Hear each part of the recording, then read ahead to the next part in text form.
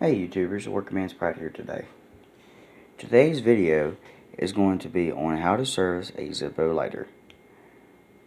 So, the things that you're going to need in order to service your Zippo lighter are some Q-tips, some Zippo lighter fluid or Ronson lighter fluid, a flathead screwdriver preferably, needle nose pliers preferably over tweezers, and you will see why later in this video, and some scissors. So without further ado, let's get right in. So, open your lighter up and pull your inner casing out of your outer casing.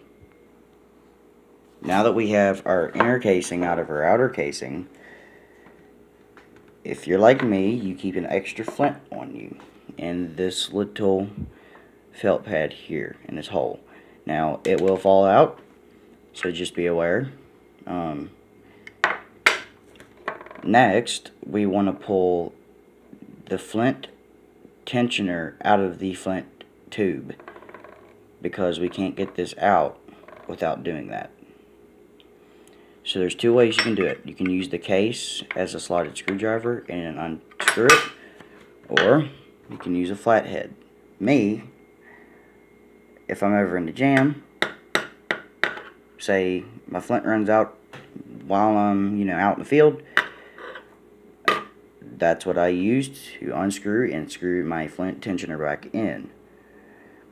But I'm at home, I have an option to use a screwdriver, so that's what I'm going to use. Just be careful when you're unscrewing this flint tensioner, because it will pop out at you. It's got a spring on it. That is to evenly apply pressure on your actual flint.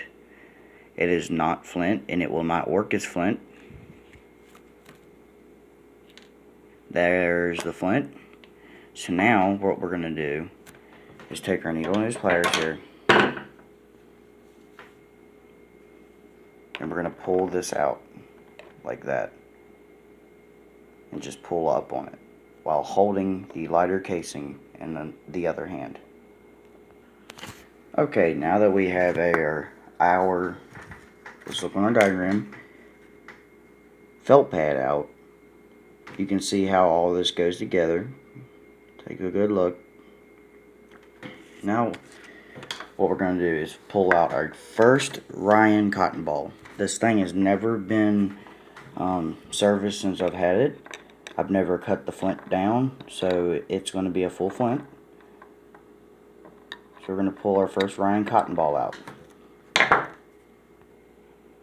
Okay, well that was two separate Ryan cotton balls, but you get the gist. Until you see the end of the wick, not flint, in here, you're good to go. Alright, so now we're going to turn it around. As you can see, this thing is dirty. You can't really see it very well, but the flint, not the flint, I keep saying that, but the wick inside is black and charred, and it's time to pull it out and cut it off. Cut the old part off. While we do that, it's a good rule of thumb to have some Q-tips and some lighter fluid, because we are going to clean the inside of this chimney and get all the char and tar off of it. Clean it up, make it look better, and that's what we're going to do. Take care of your lighter, it'll take care of you and be by your side for the rest of your life. So, the first thing we're going to do is we're going to go ahead and clean this chimney up, and I'm going to show you how to do that. Grab your Q-tip. You can use a container to put some of this lighter fluid in, but because it evaporates so quickly and it is, pretty costly, I'd rather, this can be a pain sometimes, I would rather squirt it onto the Q-tip.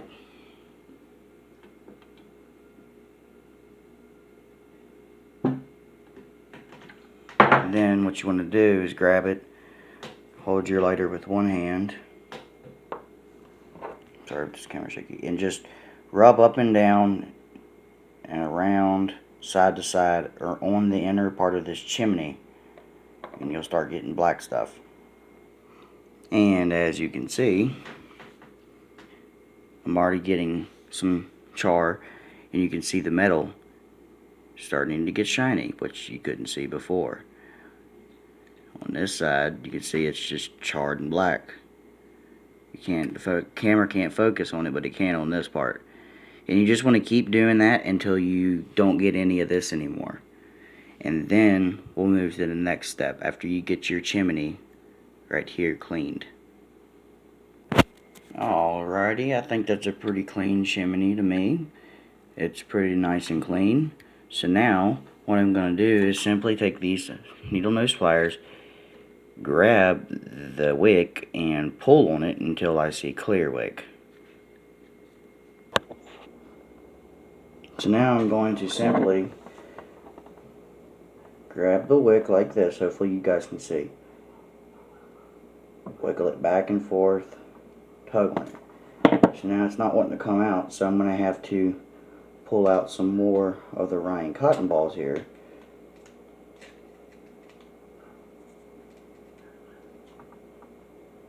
Like so.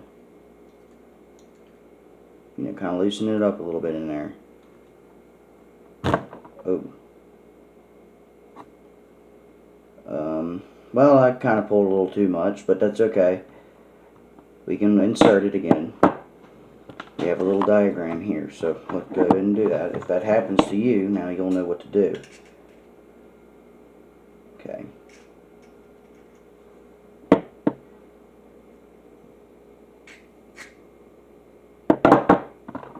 So if you look very closely, you can see the hole down there. So what we're going to go ahead and do is we're going to go ahead and cut this bad part off with the scissors. Boom. That's trash now. So you kind of like twist the end like this. Now what you want to do is you want to try to insert it in the hole. If it's easier, you can insert it through the chimney, and then, which is probably going to be the easiest way for you.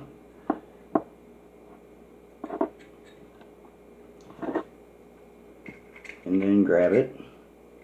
I'm going to shove a couple Ryan cotton balls down in there towards the edge.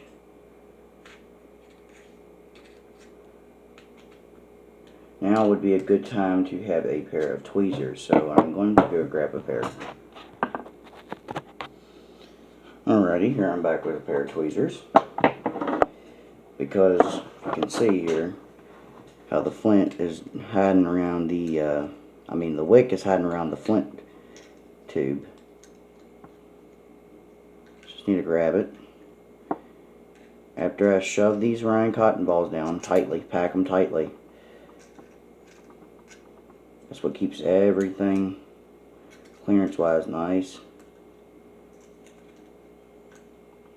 tight.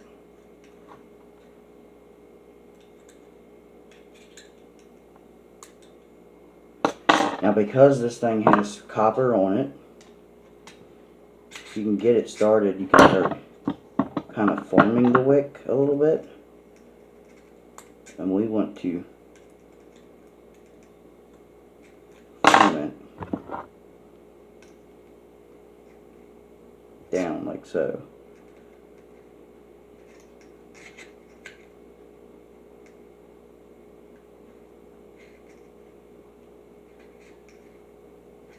Just make sure to pack it tight.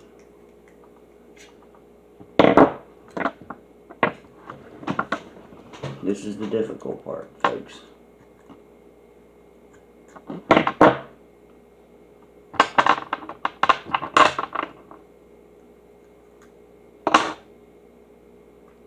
Pull it out a little bit.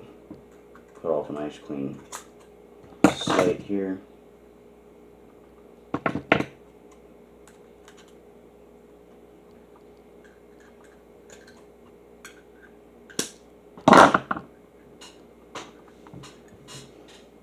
Now, we're going to go in and grab that flint.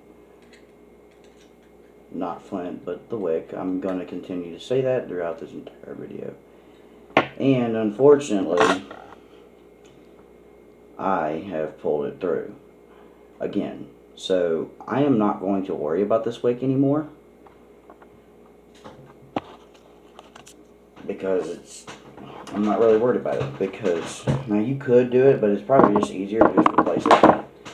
which is what I'm going to do right now. I keep stuff like this spare because I have a Zippo collection. So here is the new flint. Much, much better than, well, this right here, obviously. As you can see. Even with the other end on it, it was still longer than that. Like, significantly longer. And I want to show y'all here real quick how much longer this brand new flint is. I mean, Wick. See that? So yeah, if it's that short, it's not really worth it. I don't really know why it was that short. I don't think I've ever cut it down. Maybe I have and don't remember. Or maybe they don't come like that from the factory. Let me set y'all back in the prop here. Okay. So, we're just going to go ahead and pull that cotton ball out again. And we're going to try to do it from the inside out this time.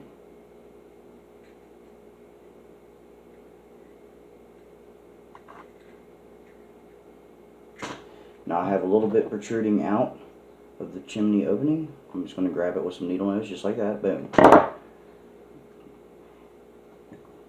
Now, pull it down to my specified length here.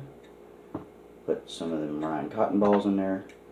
Keeping my finger on the chimney to make sure it doesn't try to push out too much. But I also want it to have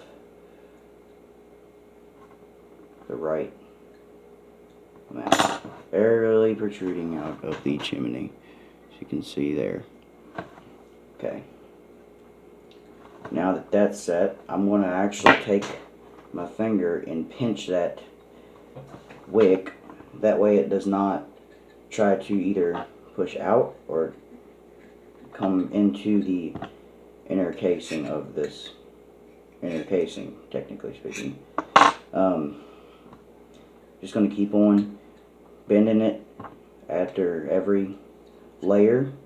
Now it has that layer, so I'm going to bend it again like that. And then pack some more Ryan cotton balls in here. And then, now that that's covered up, there was a little piece that was supposed to be right here on the other end of this flint tube. I want to make sure you can... Now I wouldn't just use regular cotton balls, these are like a special... I've noticed that when I've rebuilt a lighter one time, I tried using just regular cotton balls. And it didn't hold the fluid like it was, like it, you know, a regular Zippo with the whatever cotton balls they put in there held fluid. It just evaporated quicker. It seemed like it didn't hold it as long. So there is, and you can go online and buy their cotton balls right from Zippo. When you're doing this, just make sure to pack it down, keep an eye on that. Now it's pretty much done, so I'm just going to just start packing it tight. Don't like sit there stabbing it or anything. Just give it some pushes and pack it tight.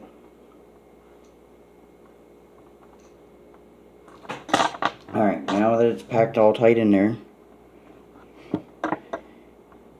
there's my wick. I'm going to pull that up into the middle.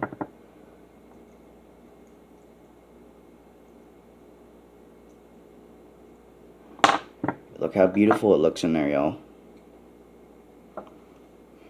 Now, I doubt it's going to light. Well, it's not going to because I don't have any flint in there. But what I'm going to do next is I'm going to put this felt pad back in. Just like that. Take my flint. Insert it into the flint tube. And take my flint tensioner. Hopefully you are able to see this. Put that in. I like to hand tighten them till they stop.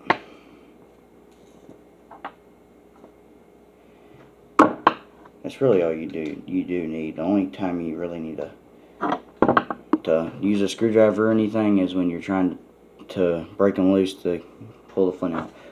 So now that the flint's in there, make sure it's going to work properly.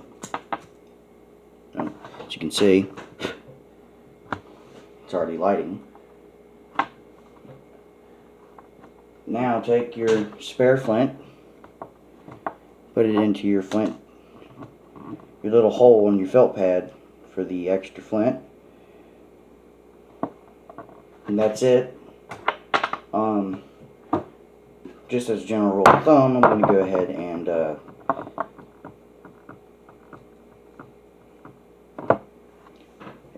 fill up this lighter.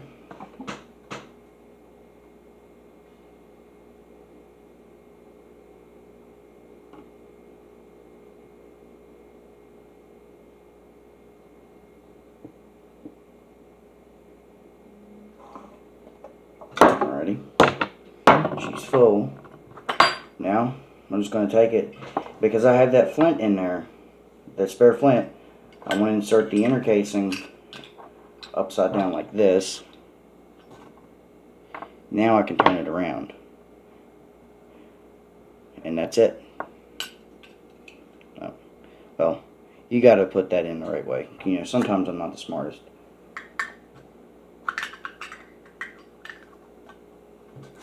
There.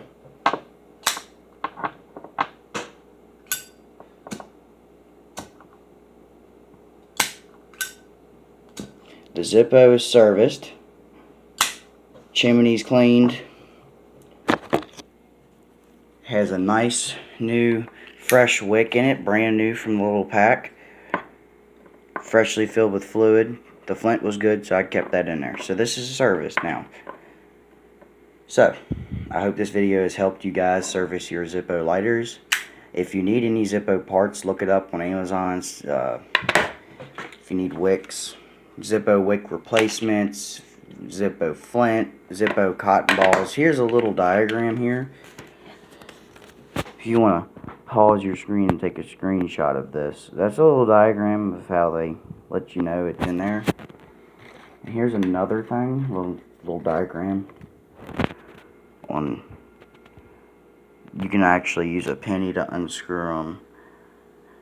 That's how they tell you to take your flint out. You can install it, and yeah, that's another little diagram. So I hope this video has helped you guys, and I hope your Zippo is up and working like brand new again and is happy to be serviced. So thanks for watching this 17-minute long video, and as always, thanks for watching.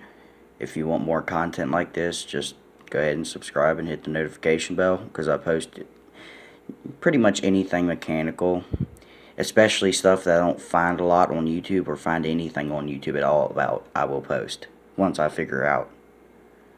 Thanks for watching. Workman's Pride.